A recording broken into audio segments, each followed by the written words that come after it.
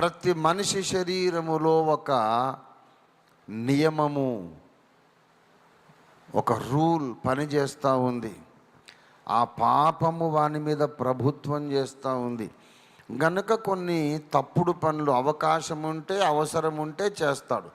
రెండు గుర్తుపెట్టుకోండి, అవకాశం ఉండాలి, అవసరం ఉండాలి. అవసరం ఉన్నప్పుడు, అవకాశం ఉన్నప్పుడు మనిషి ఎంత దారుణమైన పనైనా చేస్తాడు.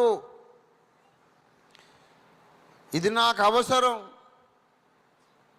కానీ అవకాశం లేదు, అప్పుడు ఏం చేయలేనుగా.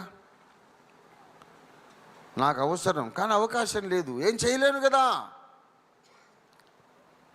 నాకు అవకాశం ఉంది కానీ నాకు ఇప్పుడు అవసరం లేదు, అప్పుడు కూడా నేను తప్పు చెయ్యను. ఇప్పుడు నాకు 1,00,000 రూపాయలు కావాలి, అవసరం. కానీ ఇప్పుడు నీ దగ్గర ఉన్నాయి 10 లక్షలు, 1 కోటి రూపాయలు ఉన్నాయి. నేను ఎలా తీసుకుంటాను దాన్ని? అవకాశం లేదు. అవకాశం లేనప్పుడు నాకు 1,00,000 అవసరం, నీ దగ్గర ఏమో 10 కోట్లు ఉన్నాయి.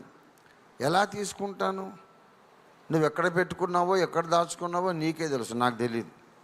నీ దగ్గర ఉన్నాయని నాకు తెలుసు, నాకు అవసరం, నాకు వస్తే బాగుండని ఆశ ఉంది, కానీ నాకు అవకాశం లేదు. అవకాశం లేనప్పుడు నీ డబ్బు నీ దగ్గర, నా నీతి నా దగ్గర. అట్లా కాకుండా నాకు 1,00,000 రూపాయలు అవసరం ఉన్నాయి, నువ్వు 1,00,000 రూపాయల బండలు జేబులో పెట్టుకొని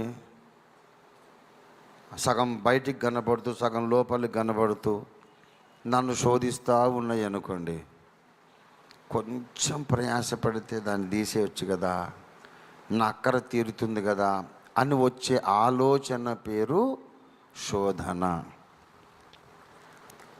అవసరం ఉంది, అవకాశం ఉన్నప్పుడు చేసేది దొంగతనం, అప్పుడు జరిగేదే దొంగతనం.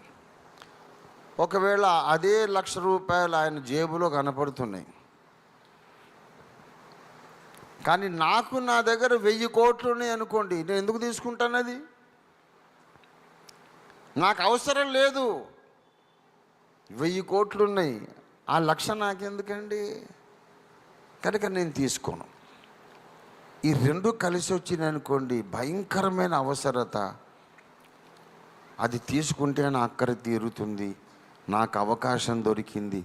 అవసరము అవకాశం రెండు కలిసి వచ్చినప్పుడు మనిషి అన్నవాడు ఎంత తప్పైనా చేస్తాడు. ఇది వ్యభిచారానికి అప్లై అవుతుంది, దొంగతనానికి, నరహత్యకు, అన్నిటికీ అప్లై అవుతుంది.